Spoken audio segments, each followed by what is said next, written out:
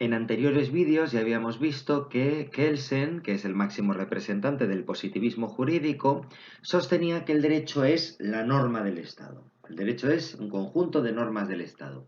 Y que, por tanto, la ciencia jurídica, para poder explicar la realidad de lo que es el derecho, no necesita recurrir ni a la justicia ni a la vivencia social. Así lo habíamos dejado establecido. Y ello nos permitía precisamente distinguir las ciencias normativas de las ciencias de la naturaleza y al derecho como una realidad nítida dentro de las ciencias normativas. En cambio, a lo largo de la historia, si bien se examina, las interferencias de todas las demás disciplinas en el derecho han sido constantes. Ha sido constante la realidad de que el derecho se ha visto interferido por otras ciencias que provenían bien de la moral, bien de la sociología, bien de las ciencias de la naturaleza. Y especialmente, digamos, el caballo de Troya con el que se ha intentado introducir la moral dentro del derecho ha sido mediante el concepto de justicia. El concepto de justicia ha sido el engaño, según Kelsen, que ha hecho posible que la moral, que es una ciencia completamente distinta, se haya introducido dentro de las murallas del derecho. Porque en realidad el derecho está compuesto de normas que habrá personas a las que les parezca bien, personas que les parezca mal y personas que les parezcan indiferentes. Pero cuando se intenta decir que las normas han de ser justas, que en realidad las normas deben obedecer a un orden justo, eso nos introduce en una dinámica completamente ideológica desde el punto de vista kelseniano. Es pura ideología el sostener que las normas deben ser justas. ¿Por qué? Porque en realidad la justicia no son nada más que intereses privados. Nosotros solemos decir que una norma es justa cuando en realidad nos conviene. Y solemos decir que una norma es injusta cuando no nos conviene. Luego, en realidad, la justicia es un concepto que realmente no tiene nada que decir respecto del derecho, porque moral, intereses privados, justicia, derecho natural, todos esos conceptos son cuestiones morales, mientras que solo la norma debería ser lo propio del derecho, solo la norma debería entrar en el ámbito del derecho. Dicho lo cual, simplemente hacer un pequeño apunte nada más para recordar qué cosa es el derecho natural, solamente para que se sepa, para tener una cultura común, no porque Kelsen define el derecho natural, no se va a encontrar en ninguna parte eso, sino simplemente como un recordatorio. Paulo en el Digesto dice que ius naturale est quod semper ecum ac bonum est, es decir, el derecho natural es lo que siempre es bueno y equitativo. Y así, pongamos un ejemplo. Digamos, está claro que es justo castigar al homicida. Todo el mundo podría compartir esto. ¿Y cómo? ¿Cómo podemos castigar al homicida? Bueno, se le podría imponer una pena de prisión, sí. Quizá también una multa, no suele ser común, pero bueno, podría ocurrir que se le impusiera una multa. O quizá incluso la pena de muerte, ¿no? La pena de muerte. Está claro, digamos que hay diversas posibilidades para poder castigar a un criminal. Pero todas ellas presuponen que siempre es justo castigar al homicida. Luego, dentro del núcleo, digamos, de las normas, dentro del núcleo jurídico, encontraríamos algo, un reducto, que nunca cambia, que es castigar al homicida. Y eso es lo que tradicionalmente se ha llamado el derecho natural. El derecho natural, como decía Paulo, es lo que siempre es justo y equitativo, siempre es bueno y justo, siempre es bueno y equitativo. Digamos, ese núcleo que no cambia de cultura a cultura. Y el castigo concreto, prisión, pena de muerte, multa, pues sería lo que llamamos el derecho positivo. ¿Por qué? Pues porque como que el derecho positivo dependería de la cultura de cada lugar. Luego, siguiendo esta lógica, se ha entendido tradicionalmente que el derecho natural tiene que ver con la moral. Parece como que el derecho natural estaría relacionado con un orden moral. Digamos que no se debe matar, porque lo cierto es que ninguna cultura promueve el homicidio. Ninguna cultura dice, bueno, matar está bien y no se va a castigar. No. El derecho natural parece que sería un reducto que siempre es así porque es un reducto moral. Mientras que el derecho positivo ya sí que tendría que ver con las normas que han de ser declaradas por las autoridades competentes de cada lugar y que por tanto pues pueden dar lugar a cambios, se puede hacer mejor o peor o puede cambiar según culturas o épocas históricas. Este sería, digamos, el paradigma que Kelsen tiene enfrente y que él no comparte, que él va a criticar. Es muy importante que a la hora de hacer la lectura y los trabajos no confundamos lo que dice Kelsen con lo que dicen los objetores de Kelsen, aquello a lo que él se quiere enfrentar. Esto que acabo de decir, que como tiene un paréntesis, solo es lo que parece que es tradicional y es precisamente lo que va a criticar Kelsen. Y por eso precisamente él dice, hoy más que nunca, necesitamos una teoría pura del derecho que nos ayude a seguir las pistas de esa infiltración moral dentro de la ciencia jurídica, que nos ayude a dilucidar qué cosas no son verdaderamente de derecho para sacarlas fuera de la ciencia jurídica. Y es por eso que a partir de ahora este vídeo va a estar dedicado a eliminar los llamados dualismos. Según Kelsen, tenemos que entender lo que es un dualismo. El derecho, la ciencia jurídica, muchas veces tiene que recurrir a pares de conceptos. O sea, si dijéramos binomios, dualismos o dobletes de conceptos para poder explicar la realidad jurídicamente.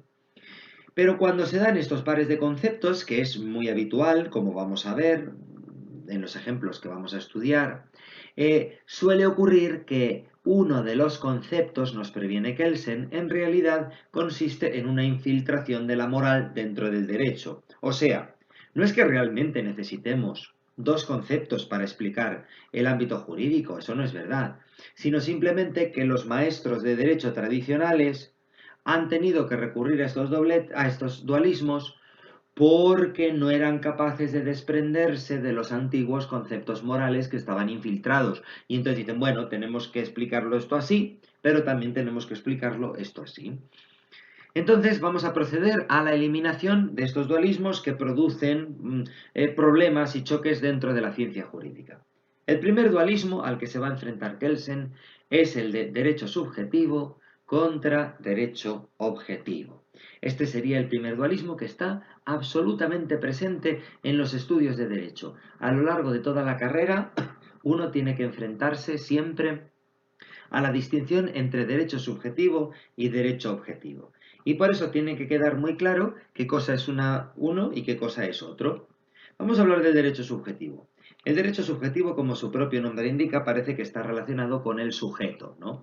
El sujeto que, gracias a ese derecho subjetivo, tiene un espacio a su alrededor, digamos un espacio metafórico, claro que sí, donde tiene una facultad de obrar, una potestad privada, una esfera de libertad, un ámbito en el que va a poder hacer lo que él crea conveniente. Eso sería un derecho subjetivo. Es decir, si bien nos fijamos, el derecho subjetivo parece que está relacionado con el concepto de libertad. Cuando se explican los derechos subjetivos, habitualmente los alumnos suelen pensar en los derechos humanos, porque están muy metidos dentro de nuestra cultura. El derecho a la vida, el derecho digamos, a la propiedad privada, el derecho a la libertad de expresión, a tantas y tantos derechos humanos, parece que son el referente de los derechos subjetivos.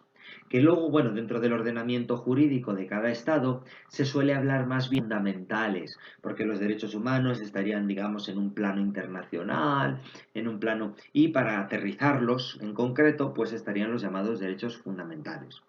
Pero no nos centremos solamente en estos derechos que están radicados en la persona, sino que también hay otros derechos que pueden ser considerados subjetivos, como por ejemplo el derecho a la propiedad o el derecho a la libertad de contratos. Esos derechos que sí que estaban presentes ya desde los tiempos de los romanos, pues también en definitiva parece que son derechos subjetivos, porque si yo digo que tengo la propiedad de una casa o la propiedad de un coche, ¿qué significa eso? Pues que con esa casa, con ese coche, yo tengo una facultad de obrar y puedo hacer lo que yo crea conveniente. Puedo utilizarlo, puedo venderlo, puedo destruirlo, puedo porque es mío de mi propiedad. Luego, ese sería el concepto de derecho subjetivo, ¿no? Un espacio de libertad donde el sujeto puede decidir qué hacer con lo que es suyo. Bien, según la teoría tradicional, esto no es la teoría de Kelsen, sino la teoría a la que se va a enfrentar Kelsen, podríamos decir que efectivamente cada individuo pues tiene un espacio de libertad, una facultad de obrar, que es el derecho subjetivo, y que se puede decir de cada sujeto, de cada individuo. Todos y cada uno de nosotros tendría su propio espacio de libertad. Y ojalá no chocaran nunca, pero la realidad que nos encontramos es que habitualmente en la sociedad los derechos de los individuos pues chocan por la propia dinámica social y viene el problema, Luego entonces, según la teoría tradicional, parece que los individuos preexisten lógicamente con sus derechos. Es decir, de los individuos mana cierto espacio de libertad y entonces, como los individuos tienen problemas entre sí y no tienen la seguridad de que sus derechos vayan a ser garantizados, entonces crean el Estado. El Estado sería un artificio para garantizar los derechos subjetivos. Luego, según la teoría tradicional, que no es la teoría kelseniana, en primer lugar existirían los individuos y sus derechos subjetivos. Y el Estado sería una realidad derivada, una realidad secundaria, cuyo único objetivo sería aprobar normas para garantizar que se cumplen los derechos subjetivos. Solo para eso. Entonces, en definitiva, parece que el esquema tradicional sería claro. El Estado sería aquella institución de la que emanan las normas, es decir, el derecho objetivo. El derecho objetivo serían las normas, pero que ese derecho objetivo, ese conjunto de normas, solo tiene por misión preservar los derechos subjetivos de los individuos, que como ya hemos dicho, los derechos subjetivos son un espacio de libertad, una facultad de obrar, una potestad privada.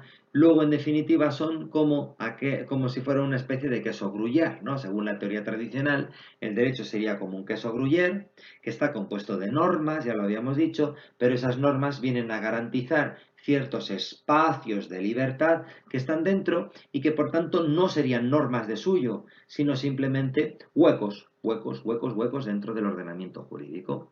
Este sería, digamos, en la mentalidad tradicional. Pero claro, desde el punto de vista kelseniano, si hemos dicho que el derecho subjetivo consiste en un espacio de libertad, en una potestad privada, en un ámbito en que el sujeto puede hacer lo que quiera, en realidad tendríamos que concluir que no es verdadero derecho, porque según el positivismo jurídico, ¿qué es el derecho? Un conjunto de normas. ¿Qué es el derecho subjetivo? Un espacio de libertad, o sea, un espacio en el que no hay norma. Luego entonces el derecho subjetivo no es un verdadero derecho. Se le llama derecho subjetivo, pero eso es un nombre metafórico, porque en realidad el derecho son las normas. El espacio que hay dentro de las normas pues será, no sé, moral, sociología, ciencias naturales. Eso es lo que es un derecho subjetivo. Vamos a poner un caso. Imaginemos, ¿no? El Código Civil. El Código Civil es una norma, clarísimamente. Luego sería derecho objetivo. Todo el mundo coincidimos en esto. El Código Civil es una norma, luego es derecho objetivo. Y dentro de sí está claro que reconoce el derecho de propiedad. Es uno de los derechos que están reconocidos dentro del Código Civil. ¿Y qué significa un derecho de propiedad? ¿Qué quiere decir eso? Pues que si una casa es de mi propiedad, yo en mi propiedad hago lo que quiero. Lo que yo haga dentro de mi casa, eso no es asunto estatal. Lo que le preocupa al Código Civil es saber de quién es esta casa, tuya, mía, de quien sea. Pero una vez que hemos decidido que la casa es mía, ya no hay mayor problema. Quiere decir que adintra el Estado no me va a preguntar lo que yo hago dentro de mi casa. Luego, si no me va a preguntar, lo que yo haga dentro de mi casa será una cuestión moral, será una cuestión sociológica, incluso si me apuro, será una cuestión de ciencias naturales. Yo haré en mi casa lo que considere bueno, lo que considere apropiado, o podríamos estudiar lo que han hecho las sociedades a lo largo de la historia dentro de sus casas, pero eso no es un ámbito jurídico. Luego, como decíamos antes, el primer dualismo que aparece en la doctrina tradicional y que estamos acostumbrados a él en la ciencia jurídica, para Kelsen no tiene sentido, porque en realidad el derecho subjetivo es verdadero derecho. Pues no, porque el derecho es una norma del Estado. Luego no necesitamos la categoría del derecho subjetivo para poder explicar al derecho. El derecho, como norma del Estado, siempre es derecho objetivo. Y quedaría resuelto el primer dualismo. Vamos a ver el segundo dualismo. Ya habíamos dicho que Digamos, la teoría tradicional había recurrido a las categorías del derecho subjetivo y objetivo para explicar el derecho, pero que en realidad del derecho subjetivo no lo necesitamos para nada. Pasemos al segundo dualismo. Persona frente a Estado. La persona y el Estado. Bien. Según la doctrina tradicional, parece que hay que hacer una distinción entre individuo humano y persona, ¿verdad? ¿Por qué? Pues, bueno, si le preguntáramos a la gente qué es lo que distingue al individuo humano, si hablamos de un individuo humano, ser humano, de persona, a veces podría no quedar claro. La gente podría no tener claro porque unas veces decimos el individuo y porque otras veces decimos persona. Podrían decir que son sinónimos, pero en realidad parece que el término persona añade algún tipo de connotación. En realidad, si bien nos fijamos, cuando hablamos de individuos humanos, estamos hablando de la naturaleza humana. Hablamos del individuo según su naturaleza. Estamos hablando del hombre genérico, ¿no? Decimos, es un ser humano y estamos haciendo referencia a lo que de genérico hay en él.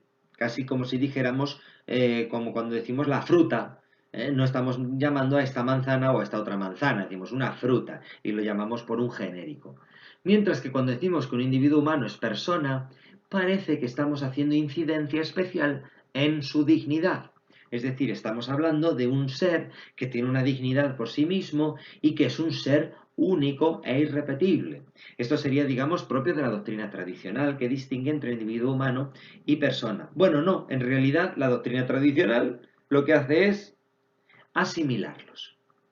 Es decir, tendríamos problemas para distinguir entre individuo humano y persona, precisamente porque tradicionalmente se los ha vinculado. Se ha considerado que la persona siempre es un individuo humano. Pero esto es muy cuestionable, y más desde el punto de vista de la teoría pura del derecho, porque en realidad, ¿qué es persona? ¿Qué es persona? Vamos a preguntárnoslo. La persona, dice Kelsen, en realidad es una creación del Estado. La persona no precede al Estado. No es que primero existan los individuos y después el Estado. Más bien es al revés. Es el Estado el que determina quién es persona. Porque, en realidad, el Estado, digamos, puede decidir de todos los individuos que tiene delante cuáles de ellos va a considerar que son personas. Y así lo ha hecho tradicionalmente. Y ha considerado que otros individuos no lo son. Como por ejemplo, en los tiempos romanos, digamos del Imperio Romano, solamente eran considerados personas pues los sui iuris y entonces, por tanto, los varones, romanos, ciudadanos, mientras que el resto de individuos humanos no eran considerados personas. Los esclavos, las mujeres, no eran consideradas personas. Podría ocurrir, digamos, que el Estado determinara que son personas otro conjunto de individuos. No sé, los ejemplos pueden ser innumerables, como por ejemplo podría considerar que son los individuos, solamente los rubios, son personas, mientras que las personas que sean morenas, perdón, los individuos que sean morenos, esos nunca serán considerados personas. Puede ocurrir también, no sé, que demos con un estado en el que todos los individuos sean considerados personas, todos ellos, porque sea un estado benévolo y considere que no hay diferencia, cualquier individuo va a ser considerado persona. O incluso, no sé por qué nos estamos ciñendo a individuos humanos. Podría ocurrir que nos encontráramos con un Estado que considerara que son personas, pues tales individuos humanos, por ejemplo los que son rubios, tales animales, ¿por qué no? Tales animales, y tales conjuntos de personas, es decir, las llamadas personas jurídicas. Cuando tales personas se junten, eso va a ser considerado una persona por parte del Estado, mientras que los morenos, por ejemplo, pues no van a ser considerados personas. Es así. Digamos, por ejemplo, el Código Civil puede establecer, y establece en el caso español, en su artículo 30, que la personalidad se adquiere en el momento del nacimiento con vida, una vez producido el entero desprendimiento del seno materno. Pero esto está referido, digamos, al individuo, a lo que sería el individuo humano. Y esta es la forma como el individuo humano adquiere la personalidad, esto es, con el nacimiento. Pero no es el único caso de persona. El Código Civil español también prevé que existen las llamadas personas jurídicas. Las personas jurídicas que en su apartado primero está dedicado a las personas jurídicas públicas, las corporaciones, asociaciones, fundaciones y así sigue, y el apartado segundo está dedicado a las personas privadas, a las asociaciones de interés particular. Estas personas jurídicas, digamos, serían conjuntos de individuos humanos que se unen para formar una nueva entidad a la que el derecho otorga la condición de persona. Y por eso hablamos de persona jurídica. Una sociedad, una asociación, una fundación, son auténticas personas, personas consideradas por el derecho, eso sí, no como personas físicas, como las que reconoce el artículo 30, sino como personas jurídicas. Luego entonces, en realidad, según, digamos, Kelsen, esto pone de manifiesto que la persona no es nada más que un centro de imputación de normas. Es decir, la persona puede ocurrir que en un determinado momento esté asimilada al individuo, pero en realidad el concepto de persona como tal no es nada más que un punto al que van a estar dirigidas ciertas normas. Normas de todo tipo, normas públicas, privadas, normas de pago de impuestos, en fin, tantas y tantas cosas. Luego, si levantáramos el velo de la persona, ¿qué nos encontraríamos? Pues puede que un individuo humano, sí, ¿por qué no? Podría ocurrir, pero también nos podríamos encontrar un animal. ¿Por qué no podríamos considerar a un animal como persona? Es posible que alguien dijera, bueno, eso es imposible porque los animales no pueden ejercer sus derechos. Bueno, pero se le podría nombrar un representante. También hay individuos humanos que están incapacitados y que son representados por un representante. Luego no habría ningún problema en declarar que un rebaño de ovejas o que un perro o que ciertos animales pueden ser considerados como personas jurídicas.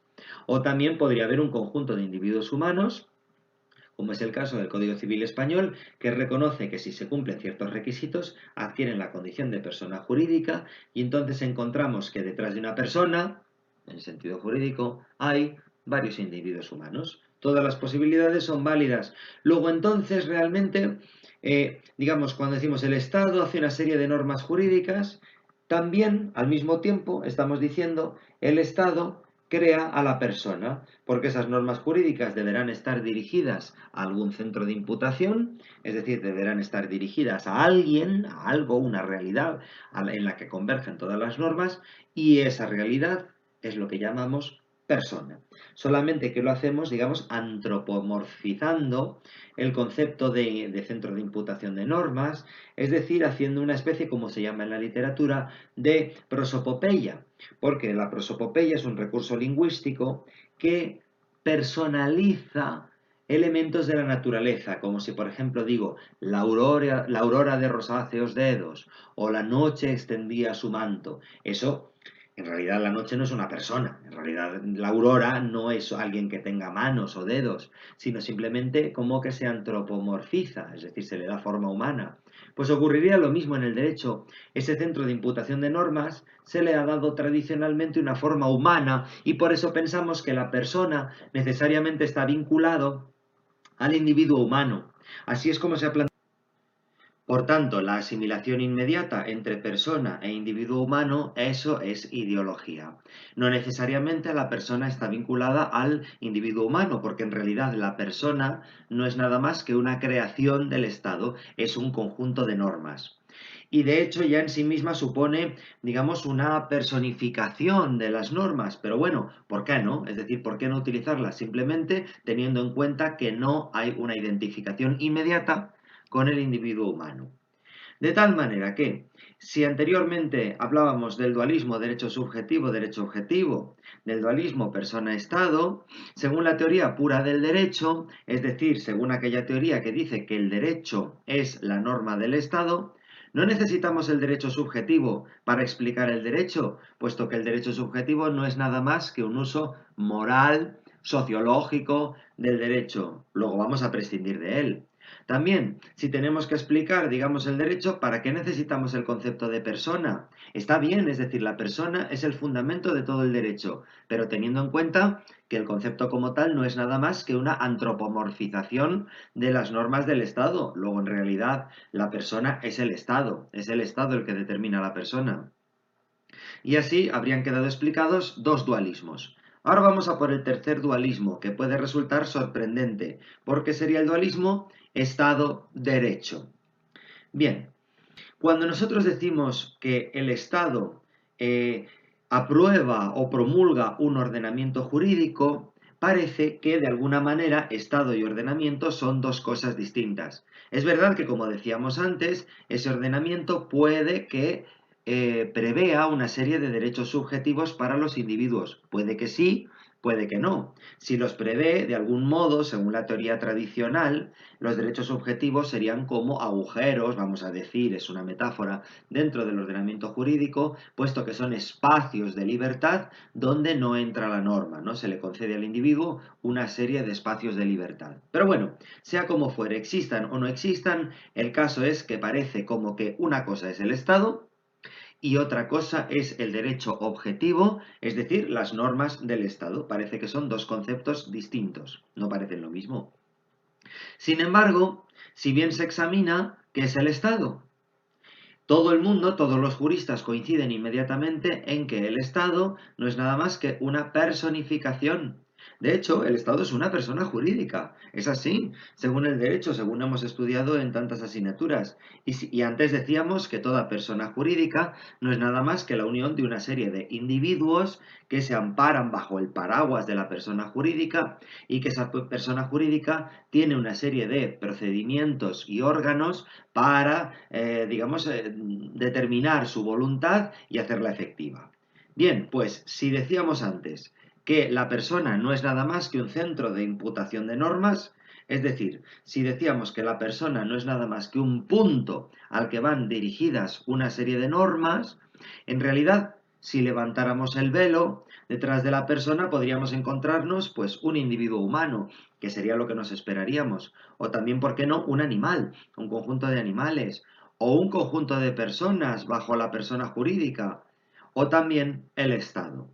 Es decir, el Estado no sería nada más que la personificación de un conjunto de normas.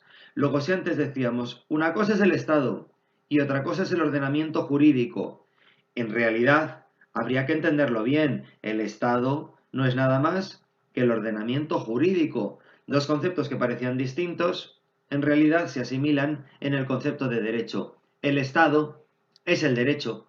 El Estado es la persona jurídica capaz de originar derecho, pero en realidad el Estado es el mismo derecho. Luego así queda resuelto el tercer dualismo. Digamos, si desde el punto de vista de la teoría pura del derecho decimos que el derecho es la norma del Estado, ¿para qué queremos el derecho subjetivo? Es una categoría que no es necesaria para explicar el derecho. Basta el derecho objetivo, porque ya lo hemos dicho, el derecho es la norma del Estado, punto. ¿Para qué queremos el concepto de persona? Sí, bueno, la persona será el centro de imputación de normas, pero en realidad la persona no es nada sin el Estado. O mejor dicho, para resolver el tercer dualismo, ¿para qué necesitamos el concepto de Estado? El Estado no es nada más que el derecho. Sería un pleonasmo, una repetición, decir que hablar de Estado de Derecho, porque en realidad, como dice Kelsen, todo Estado es de derecho, porque todo Estado es el derecho. Y ahora vamos, digamos, al cuarto dualismo que puede resultar sorprendente para el estudiante si acaso no entiende bien las categorías. Sería el dualismo derecho público, derecho privado. Este sería el dualismo que ha utilizado la teoría tradicional y que Kelsen va a intentar echar abajo. Según la teoría tradicional, digamos, el derecho se divide como en dos grandes sectores, el derecho público y el derecho privado.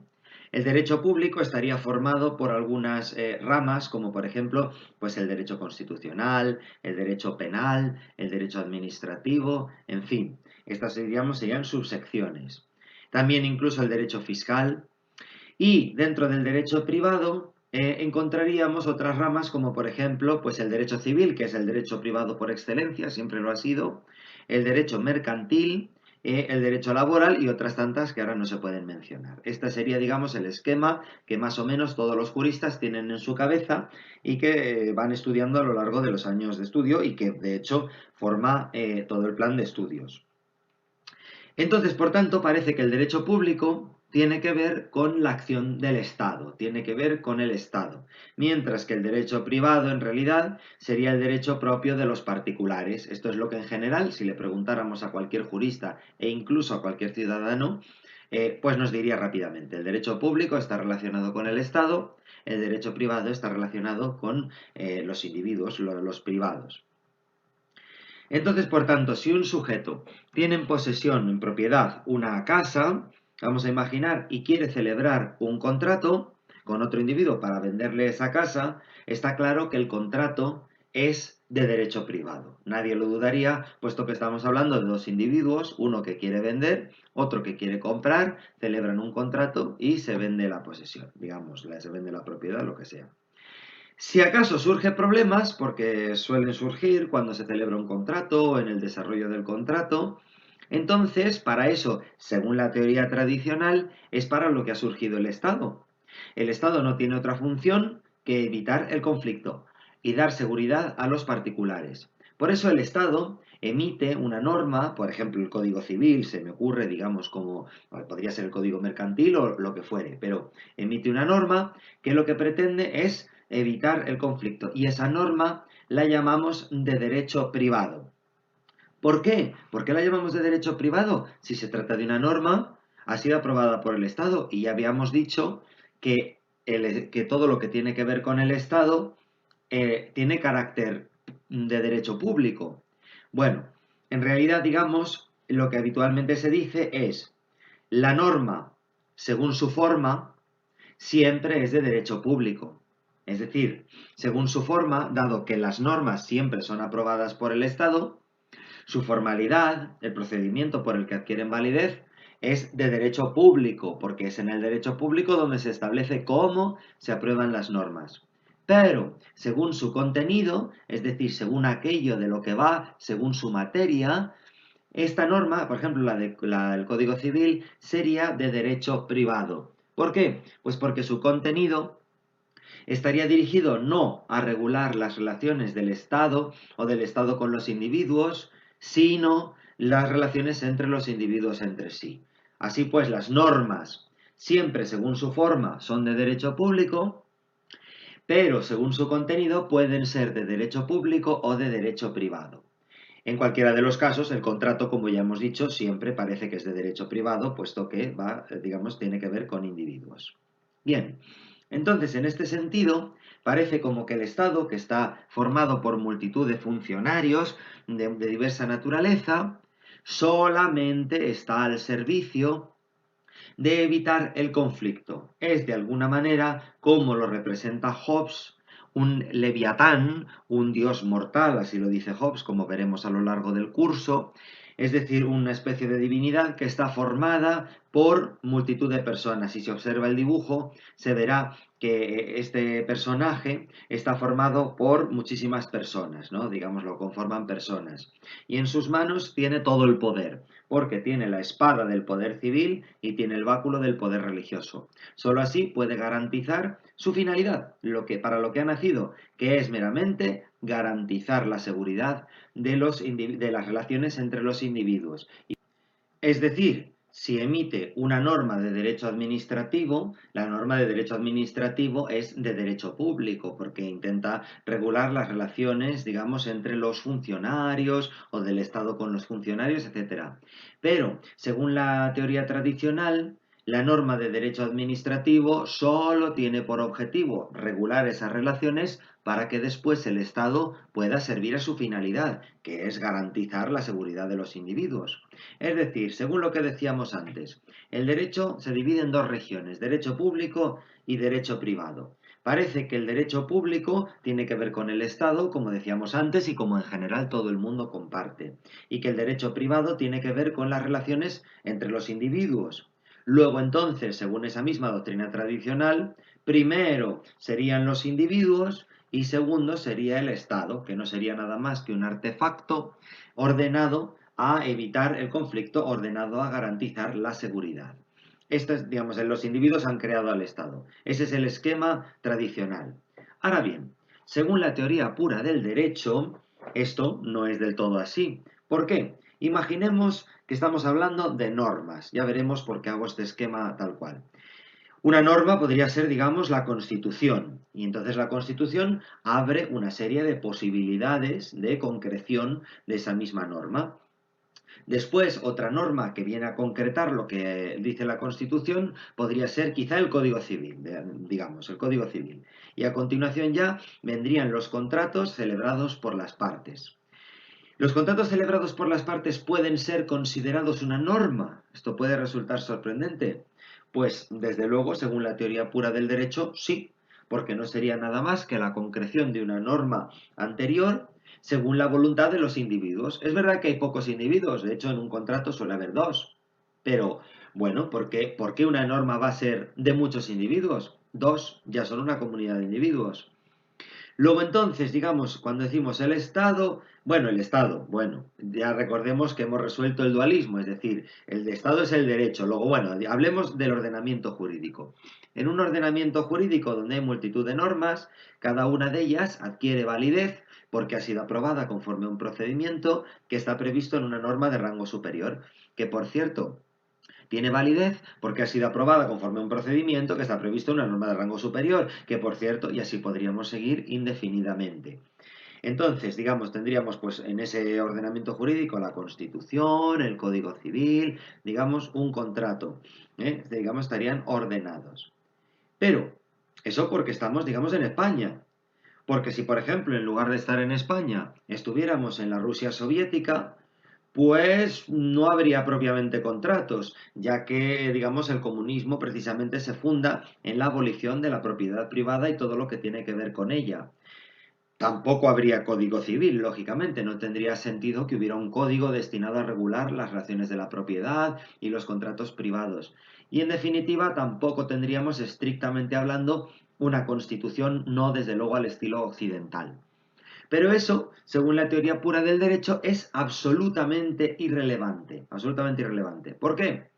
Porque si consideramos el derecho tal cual es, observaremos que vivamos en el régimen que vivamos, vivamos en el mundo occidental, vivamos en el mundo soviético, vivamos en el mundo nazi, lo importante es que todos los tipos de Estado son, en definitiva, normas, normas, normas. Si vivimos en el mundo occidental, lo mismo, hay aprobación de normas, normas, normas. Y en el mundo soviético, lo mismo, norma, norma, norma. Todo, en definitiva, en el derecho es norma. Es cierto que en el mundo capitalista se hace la distinción entre derecho público y derecho privado, cosa que no existe en el mundo soviético, en el mundo comunista, porque todo es de derecho público. Precisamente en eso se basa el comunismo, en absorber todo lo privado en lo público. Pero diría que en realidad la distinción entre derecho público y privado del mundo occidental es puramente ideológica. Es pura ideología. ¿Por qué? Porque trata de revestir, digamos, lo que el derecho es con esa categoría del derecho privado que parece que reserva una libertad a los individuos. Pero ya hemos visto que lo que hacen los individuos a la hora de aprobar contratos y demás no es nada más que aprobar normas. Un contrato es una norma. Luego entonces se podría resolver el cuarto dualismo que enfrenta derecho privado y derecho público desde una teoría pura del derecho. ¿Por qué? Pues porque si observamos lo que el derecho es desde una teoría pura, es decir, teniendo en cuenta que el derecho es solo la norma del Estado, pues entonces, ¿para qué queremos el derecho subjetivo? El derecho subjetivo no es nada más que la libertad del individuo y la libertad es una cuestión moral, una cuestión sociológica, pero no es una cuestión jurídica.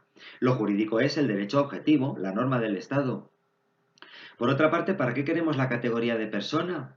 Persona no es nada más que una antropomorfización de un conjunto de normas, es decir, es un punto al que se dirigen las normas. Luego, ¿para qué lo queremos? En realidad la persona es una creación del Estado. Y en realidad el Estado es una creación, digamos, también que pretende dar forma humana a un conjunto de normas. El Estado es el derecho.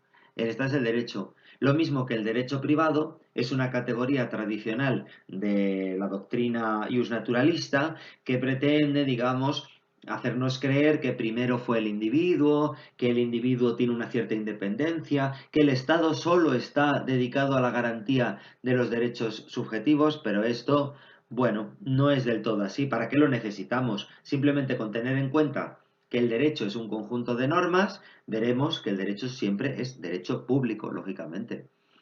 Luego, esto ya lo habíamos comentado, lo que pasa es que no nos habíamos dado cuenta. Si con la teoría pura del derecho decimos que el derecho es la norma del Estado, eso mismo significa que el derecho, o sea, el derecho objetivo se sobreentiende, es lo mismo que la norma del Estado, o sea, que es una norma pública, que es una norma positiva, pero eso todo ya lo habíamos comentado, es decir, aunque no habíamos sacado todas las conclusiones, siempre hemos estado rondando las mismas ideas, que el derecho es la norma del Estado, que la norma es el derecho objetivo, que el derecho objetivo es el Estado, que el Estado es la norma, que el Estado es el derecho, todo eso es intercambiable, es lo mismo.